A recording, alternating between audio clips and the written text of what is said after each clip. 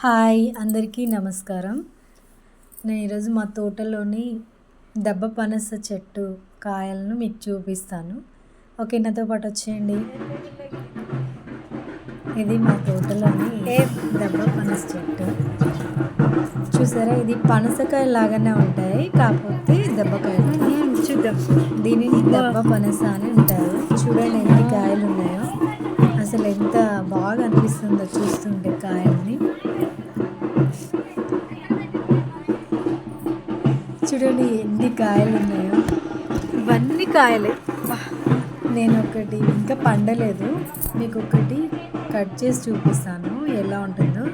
ఇది యాక్చువల్గా అయితే ఎల్లో కలర్ వచ్చాక కట్ చేయాలంట కాయని, బట్ నేను ఇప్పుడు మీకోసం దీన్ని కోసి కట్ చేసి చూపిస్తాను. దీనికి దాదాపు ఒక 50 కాయల దాకా కాసిందండి ఈ చెట్టు.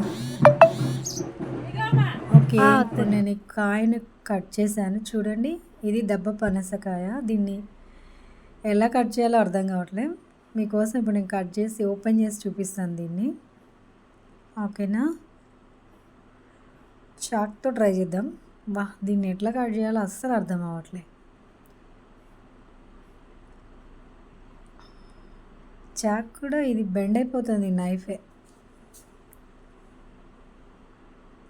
చూడ్డానికి మాత్రం భలే అనిపిస్తుందండి ఈ దబ్బ పనస ఎలా ఉంటుందో. నేను కూడా ఇదే ఫస్ట్ టైం ఖాతా చూడలేదు ఇంతవరకు. దీనికి మొత్తం పైన పొట్టే ఎక్కువ ఉందండి. చూసారా ఎంత ఎంత వేస్టేజ్ వెళ్తుందో. కొబ్బరికాయ పొట్టు తీసినట్టు అనిపిస్తుంది నాకైతే.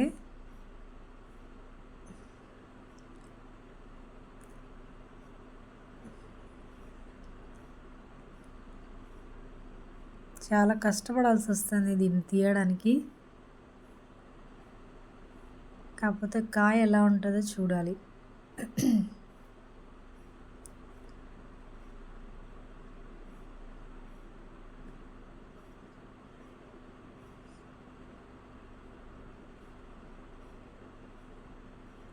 సగం పొట్టే పోయిందండి కాయది.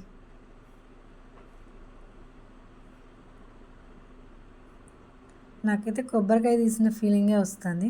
మొత్తానికైతే ఎలాగో అలా పై పొట్టు అయితే తీసేసాను. కాయ చూసారా ఏ సైజుకి వచ్చిందో. ఇంచుమించు మనం కొబ్బరికాయ అంత సైజులో ఉంది ఇది, కానీ ఇంకా పండాలనుకుంటా ఇది. దీన్ని అంత కష్టపడి తీస్తే ఇంత చిన్న కాయ వచ్చేసింది. దీన్ని ఓపెన్ చేస్తాను, చూడండి. కాకపోతే ఇది రెడ్డిష్లో ఉంది కాయ, తొనలన్నీ రెడ్ కలర్ లాగా ఉందండి. Okay, bye.